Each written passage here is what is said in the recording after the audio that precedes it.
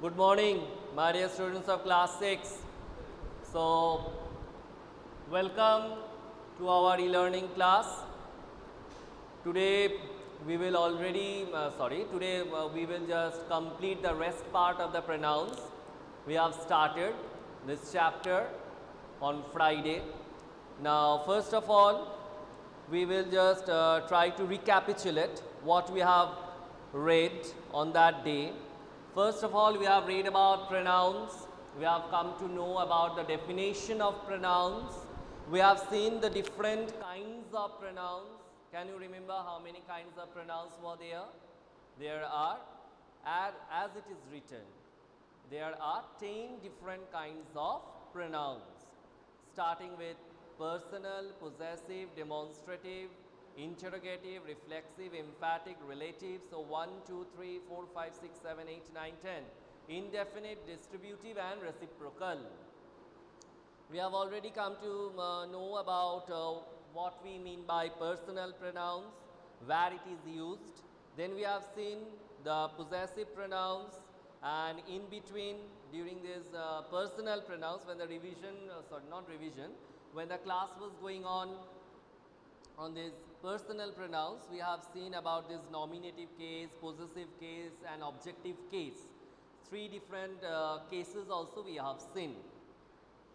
Then after that we have come to know about possessive pronouns. There we have seen these personal pronouns and what is the possessive forms like I, we, mine, ours. After that the difference between possessive pronouns and possessive adjectives. Then demonstrative pronouns, and while explaining the demonstrative pronouns I have already told you the difference between demonstrative adjectives and demonstrative pronouns. After that, interrogative pronouns, there also we have discussed the difference between interrogative pronouns and interrogative adjectives.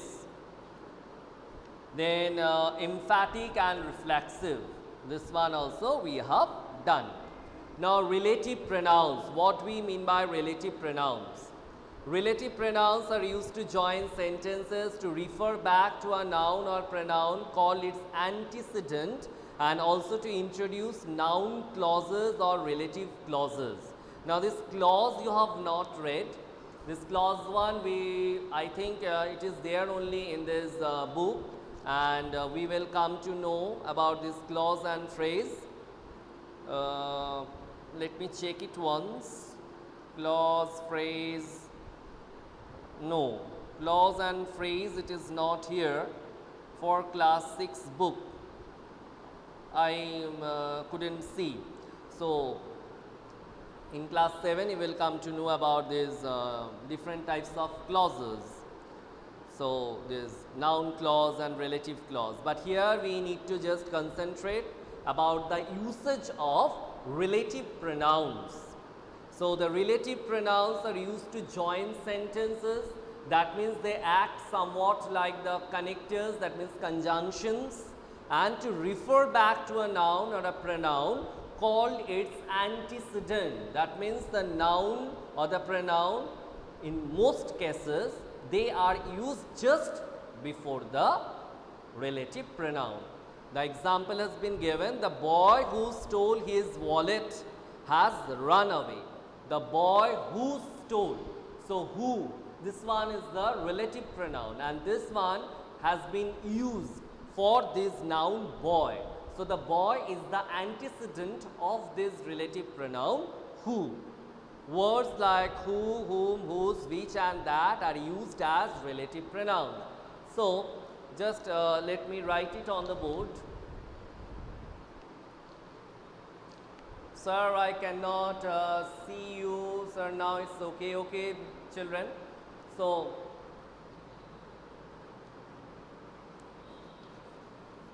the boy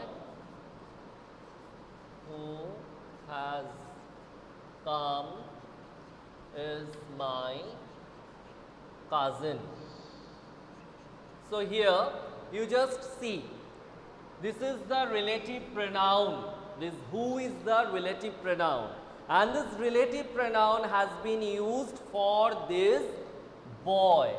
the noun. So this one is the antecedent. This one is the antecedent of who. You cannot see the board. Now is it okay? Who has written that one? Abir Ghosh. Sir, some type of noisy sound is coming now, children. Every day how it is possible to just say you not to make or not to do this type of things. Every day, is it possible? You are now in class 6, you are matured enough now. Still now if you are practicing all these things, then your class will get hampered. The teacher who is standing here or who else will be coming over here, their concentration will not be just at the maximum level, and as a result what will happen? Something wrong will be informed to you. So better stop all these things and concentrate. It's very important. This pronouns chapter is very important. You need to concentrate. So words like who, whom, whose, which and that are used as relative pronouns. But you must remember that a relative pronoun must have an antecedent noun or pronoun. That means the noun or the pronoun for which it is used, it must be placed before it. Indefinite pronouns. Indefinite pronouns refer to persons or things in general rather than to a specific person or thing. That means not a specific person or not a specific thing or a particular thing is mentioned. It is used for somebody or something, might be which you don't know, which is indefinite. That means which is not particular,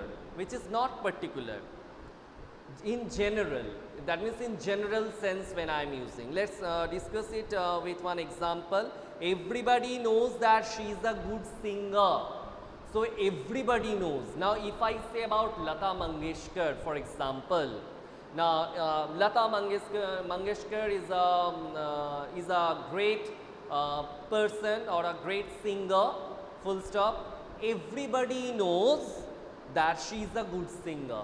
So here everybody, this everybody is used for all the people who know Lata Mangeshkar, who has or have heard Lata Mangeshkar.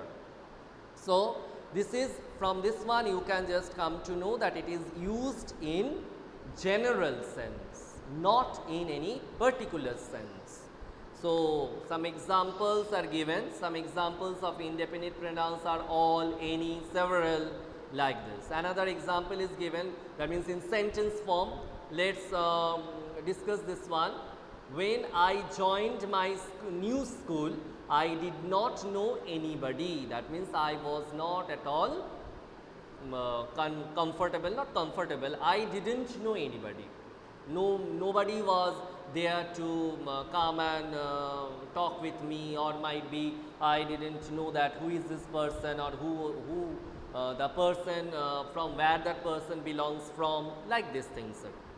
Okay. So distributive pronouns. Next one. Distributive pronouns are used to refer to persons or objects one at a time. So one at a time, refer to persons or objects one at a time instead of just saying in general. This one is something else. Each of the students must carry his identity card with him. So each of the students, I want to mention, might be there are 36 students. I want each of them, that means all 36 students must be carrying their identity cards. So this is the work of this distributive pronoun, which is used to refer to persons or objects one at a time, not all together, but one by one. Some distributive pronouns are each, either, or neither. Now reciprocal pronouns, this one is somewhat new for you. You need to know it properly. Reciprocal pronouns are used to refer to two or more people who can carry out an action at the same time and are affected by its consequences at the same time. Consequences means results. So reciprocal pronouns are used to refer to two or more people who are doing an work, sorry, who are doing a work, or they are carrying out an action together at the same time. They are doing it at the same time, and the result, both of them or all of them are getting affected with the result of their action. Like Jack and Jill help each other. So each other, here we want to mean Jack and Jill, they are doing the work together, they are helping each other. So this is reciprocal pronoun, that means this each other, doing the work at the same time and more than one and together. All the team members should help one another. Here also you can find this one another, this is reciprocal pronoun, and its work is to show that some action must be carried out or some action is going on where all the members are involved and they are doing the work at the same time. Reciprocal pronouns are each other and one another. Each other is used when two persons are involved. One another is used when more than two persons are involved. This is very important, underline. Like I am reading it once more. Reciprocal pronouns are each other and one another. So these two are only they are mentioning here as reciprocal pronouns. Each other. When we are talking about two persons, at that time we will be using each other, and one another when we will be talking or saying something about two persons, sorry, more than two persons. So children, almost we have completed this explanation of this chapter, pronouns. Now this is my suggestion that you must be reading the chapter properly. You must not skip any definition or any example. You must try to read properly, and if you are having any query or problem, now only you can ask, otherwise you can also ask me through our e-portal. Okay. So I am just giving you 5 minutes time. If you are having any problem or doubt, you can ask me now. We have to the exercise. Who is Mehtab? Mehtab, why you are so eager for this exercise rather than his explanation part? Okay, Vishnu has said no problem, sir. Okay, Vishnu Khandelwal. Anybody else? 5 people are typing. Sir, no doubts. Okay, Sanchita. Abid Ghosh, no. Salma, sir, I have no problem. Mehtab, no problem. Mrigango, sir, I have problem in reciprocal. What better? What you have not understood? Reciprocal. Reciprocal means when, if two persons, they are doing the same work at the same time, then it will be said that each other. We have to use the pronoun each other. For example, Mriganko and Ayush, they are fighting with each other. Might be. They are, forget about it. They are playing with each other.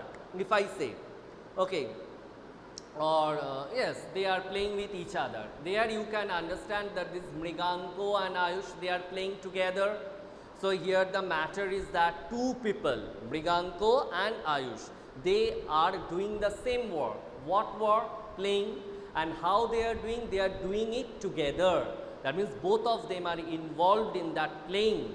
So each other, here each other is used as reciprocal pronoun. Now for example, Mriganko and whole class 6 fine, might be they are celebrating Teachers' Day. So if I say like this way, another example that for the Teachers' Day celebration, all the children or all the students, they were helping one another. So here one another, it is showing that this help or this matter of helping is just spread among all. Everybody is helping the other one. That means all are helping another person. That means all are together doing some work. They are trying to make, might be they are trying to decorate the class together. That's why they need one another's help. Here we are using one another. Why? Because here more than two people are involved. That's why we are using one another. And before example, only Mriganko and Ayush, they were there, that's why I've used each other. But the next one, the next example that I have given, there we have seen that all the students of class 6 fine, they were involved in helping each other. So there I am saying one another. I should not be using there each other, I must be using there one another. All the students of class 6 fine were helping one another. Now, is it clear? Mriganko, is it possible for you to understand it? Or you are still having some doubts better? Don't hesitate. If you have still not understood, you can ask me. I will try to give some sort of explanation from my side.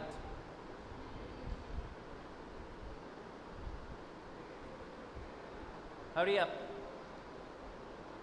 So, Mriganko, you are typing or you have typed there, yes sir, that means you have understood.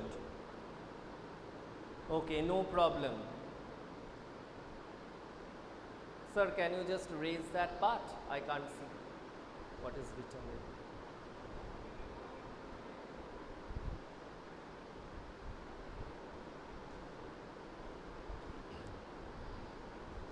Okay children, Mriganko has written, no problem. Rest students, are you having any problem regarding this chapter of pronouns?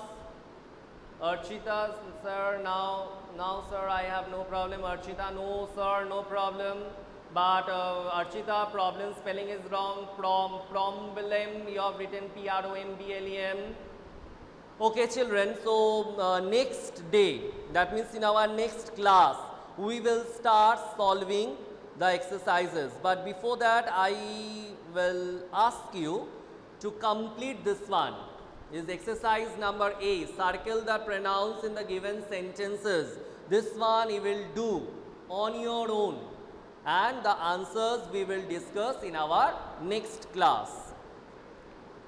Then exercise number B, also change the pronouns into their plural forms. The first one has been done for you. So this one also you can complete on your own, and the answers we will discuss in our next class. So exercise number A, B and C, even D and E, these are very simple, very simple. So exercise number A, B, C, D, E, all these 5 exercises you must complete, and these answers we will discuss in our next class, okay. And still if you are having any problem, you can ask me through our e-portal.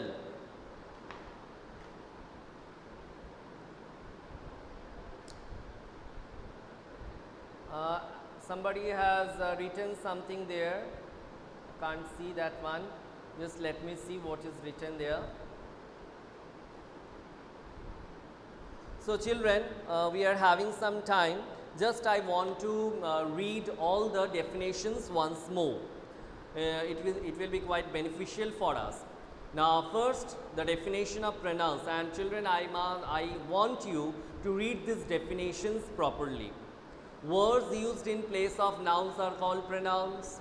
Okay, next we are having 10 different kinds of pronouns. Now personal pronouns are pronouns which are used for persons or object, which are used for a person or an object. These are known as personal pronouns. Examples we know: she, it, he, all these I, we. Then here we have seen about the nominative case where the pronoun is acting as the subject of the verb. Then the possessive case where the possession or the ownership or the belongingness is being just shown by using the pronouns. Then objective case where the pronoun is acting as the object of the verb. After that we have seen this possessive pronouns. A pronoun that shows possession and ownership is called a possessive pronoun. So somewhat like this possessive case, or better same almost. Then we are having the difference between possessive pronouns and possessive adjectives. Possessive pronouns are used towards the end of the sentences and never before a noun, whereas possessive adjectives are used before a noun.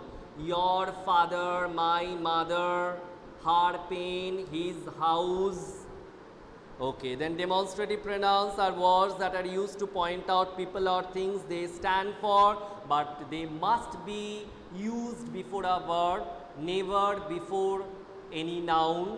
Because if these demonstrative pronouns or these words like these, that, those, they are used before nouns, then they will act as demonstrative adjectives. This book here, this is demonstrative adjective. This is my book. Here this is demonstrative pronoun. Then interrogative pronouns are used for asking questions. Reflexive pronouns are those pronouns in which the actions done by the subject reflect upon the subject. That means almost serving as the object of the verb. She hurt herself. She hurt whom? Herself. So herself is the reflexive pronoun. Next we are having emphatic pronoun. Emphatic pronouns are those pronouns which are used for emphasis, that means stress or force, and have the same forms as reflexive pronouns, but they are used after the nouns or after the pronouns and towards the end of the sentences. She herself went there.